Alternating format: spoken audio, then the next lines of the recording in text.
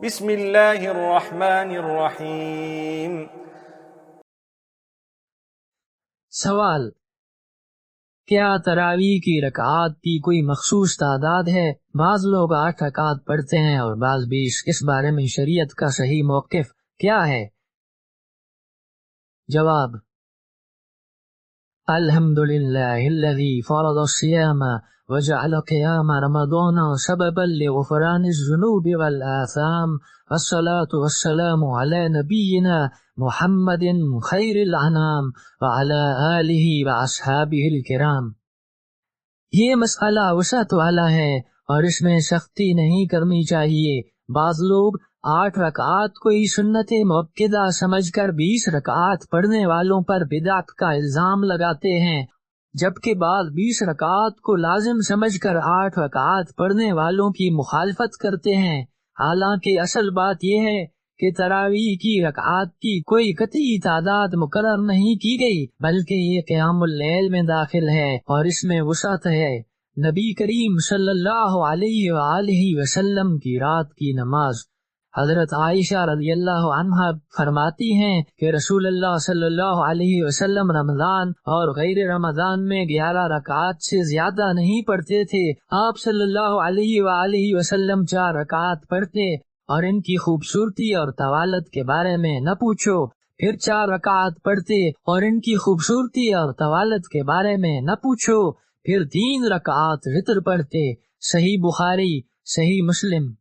اس حدیث سے بعض لوگ یہ استدلال کرتے ہیں کہ نبی کریم صلی اللہ علیہ وسلم ہمیشہ 8 رکعات پڑھتے تھے، لہٰذا اس سے زیادہ پڑھنا جائز نہیں، لیکن در حقیقت اس حدیث میں آپ صلی اللہ علیہ وسلم کے رات کے معمول کا بیان ہے، نہ کہ کوئی تحدید یا حد بندی۔ اگر یہ تحدید ہوتی تو آپ صلی اللہ علیہ وسلم صحابہ کرام کو اس کی وضاحت ضرور فرما دیتے۔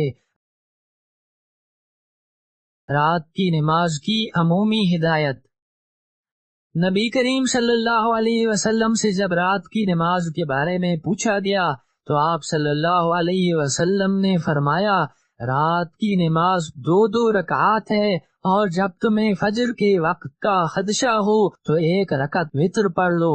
صحیح بخاری، صحیح مسلم۔ یہ حدیث اس بات کا واضح ثبوت ہے کہ رات کی نماز کی تعداد مقرر نہیں ہے، بلکہ 2 رکعات میں جتنی چاہیں ادا کی جا سکتی ہیں، اور چونکہ تراویح قیام اللیل ہی کا حصہ ہے، اس لیے اس پر بھی یہی اصول لاگو ہوتا ہے۔ صحابہ کرام اور تابعین کا عمل۔ حضرت عمر رضی اللہ عنہ کے بارے میں الموطا میں ذکر ہے کہ انہوں نے لوگوں کو حضرت ابی بن کعب رضی اللہ عنہ کی امامت میں 20 رکعات تراویح پر جمع کیا، تاہم یہ روایت مرسل ہے کیونکہ امام مالک نے اسے حضرت یحییٰ بن سعید سے نقل کیا ہے جو تابعی ہیں، اور ان سے اوپر کا راوی نامعلوم ہے، اس لیے یہ روایت ضعیف سمجھی جاتی ہے۔ علماء کرام کے اقوال۔ اس مسئلہ میں علماء کرام کے اقوال پر نظر دوڑانے سے آپ کو یہ علم ہوگا کہ اس میں وسعت ہے۔ امام سرخسی رحمہ اللہ تعالی کہتے ہیں، ہمارے ہاں وتر کے علاوہ 20 رکعات ہیں۔ المبسوط۔ ابن قدامہ مقدسی رحم اللہ تعالی المغنی میں کہتے ہیں، امام احمد رحمہ اللہ تعالی کے ہاں 20 رکعت ہی مختار ہیں۔ امام ثوری، ابو حنیفہ، امام شافعی رحمہم اللہ کا بھی یہی کہنا ہے، اور امام مالک رحمہ اللہ تعالی کہتے ہیں کہ 36 رکعت ہیں۔ امام نووی رحمہ اللہ تعالی المجموع میں کہتے ہیں، علماء کرام کے اجماع میں نماز تراویح سنت ہے، اور ہمارے مذہب میں یہ 10 سلام کے ساتھ 2 رکعت کر کے 20 رکعات ہیں۔ ان کی ادائیگی باجماعت اور انفرادی دونوں صورتوں میں ہی جائز ہیں۔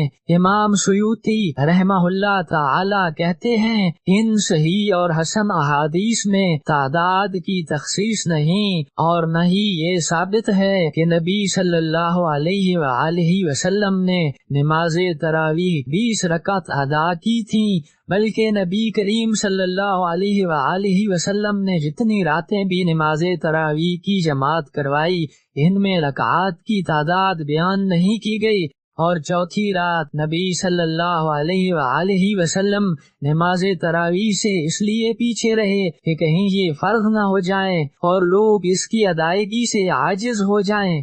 لمبی یا مختصر رکعات۔ نبی کریم صلی اللہ علیہ وآلہ وسلم کی نماز بہت طویل ہوتی تھی۔ بعض صحابہ کرام نے ذکر کیا کہ جب نبی کریم صلی اللہ علیہ وآلہ وسلم نے ایک رات ان کی امامت کروائی تو نماز اتنی لمبی ہو گئی کہ صحابہ کو اندیشہ ہوا کہ سحری کا وقت نکل نہ جائے، یعنی نبی کریم صلی اللہ علیہ وآلہ وسلم نے قلیل رکعات مگر طویل قیام کے ساتھ نماز کی ادائیگی کی۔ بعد میں جب تراویح کے اجتماعات بڑے ہونے لگے تو صحابہ و تابعین نے قیام کو مختصر کر کے رکعات کی تعداد بڑھا دی تاکہ لوگوں کے لیے آسانی ہو۔ نتیجہ یہ بات واضح ہے کہ تراویح کی کوئی مخصوص تعداد مقرر نہیں کی گئی۔ جو شخص نبی کریم صلی اللہ علیہ وآلہ وسلم کے عمل کے مطابق 8 رکعات لمبے قیام کے ساتھ پڑھنا چاہے وہ بھی درست ہے، اور جو لوگ آسانی کے لیے 20 رکعات مختصر قیام کے ساتھ پڑھنا چاہیں وہ بھی درست ہیں۔ شیخ الاسلام ابن تیمیہ فرماتے ہیں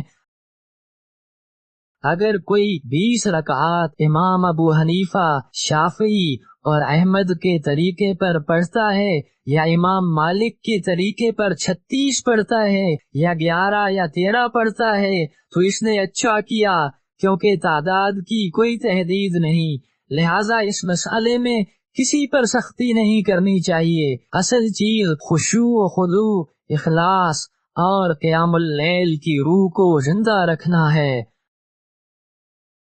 واللہ تعالی اعلم بالصواب۔ اللہم صلی علی سیدنا و مولانا محمد وعلی آلہ و صحبہ وبارک وسلم۔